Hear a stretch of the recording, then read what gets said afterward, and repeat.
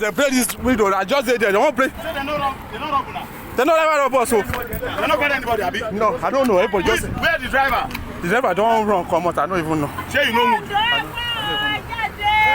When I call them out now. I don't know. I don't know. Somebody should come here and come there.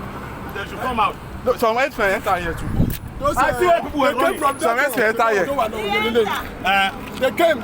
We met the same place. They came, they have advanced. As we have done, nothing of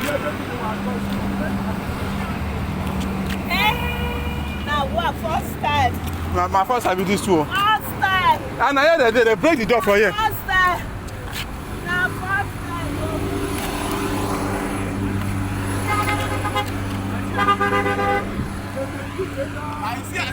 No, some enter here. The person called Castle, that person called Caller, sit down here. I want that. Sit down. The other is not here. this. They don't come. I see the person. Hey, you don't enter here. Oh yeah, get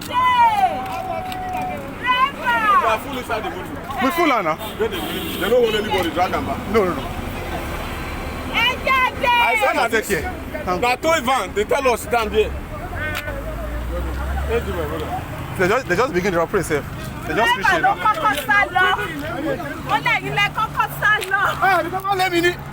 Sure, you don't lay Loni.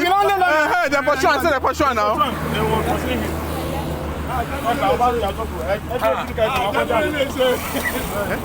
Police do this one. Yes, sir. Now cutlass. Now you come to tell us, Abi. I want to they tell us now for that place.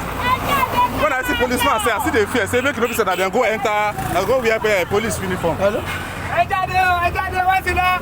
When I come out, come on. Hey, we got to pay. If I want to let me know.